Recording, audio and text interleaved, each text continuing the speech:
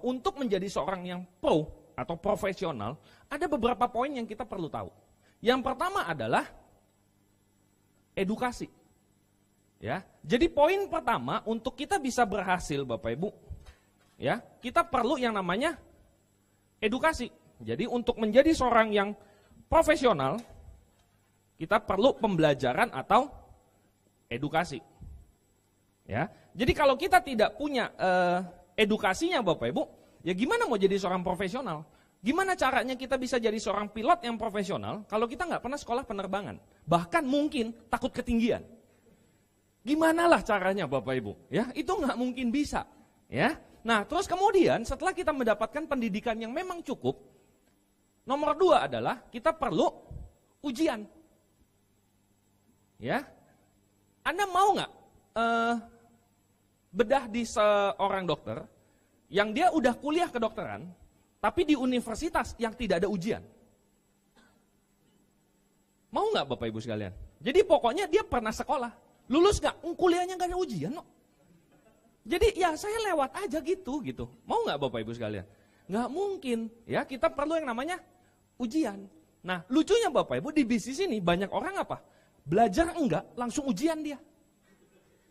Ya, network marketing seperti apa, bisnis yang digelutin seperti apa, dia nggak tahu. Tapi pokoknya langsung gerak aja. Langsung jalan Bapak Ibu sekalian. Jadi yang uji siapa? Prospeknya. Temennya dia langsung uji kan. Jadi begitu ketemu, lu dibohongin. Ujian pertama, mati dia Bapak Ibu sekalian.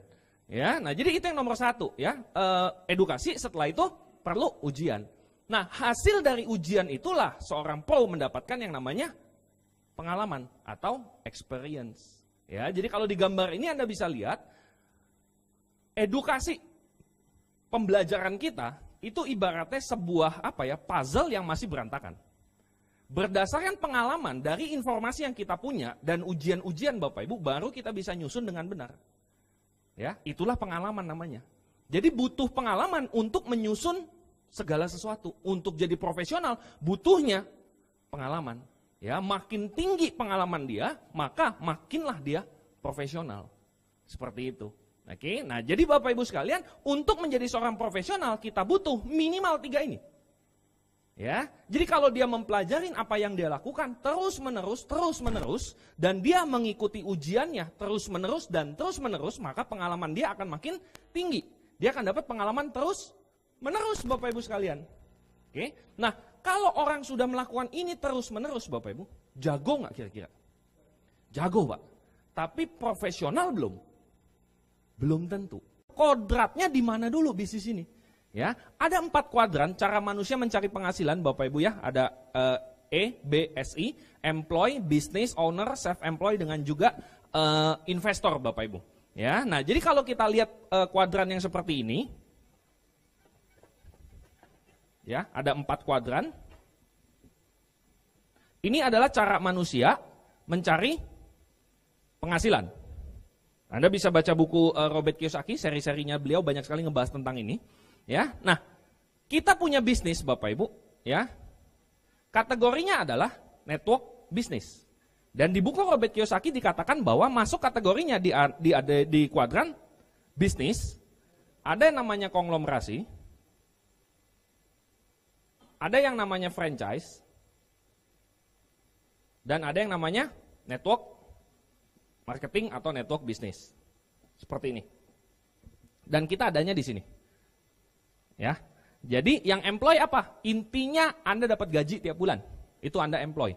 Mulai dari jabatan paling bawah sampai Anda CEO, sampai Anda direktur, intinya Anda digaji Bapak Ibu berdasarkan waktu, tenaga dan pikiran Anda masuknya employee. Self-employed adalah Anda bekerja untuk diri Anda. Contohnya apa? Pemilik toko, artis, pengacara. Ya, ada yang ngegaji nggak? Nggak ada. Ya, kalau buka toko, ya penghasilan masuk. Kalau tutup toko, nggak ada penghasilan. Ada yang merintah? Nggak ada, diri sendiri semua. Oke.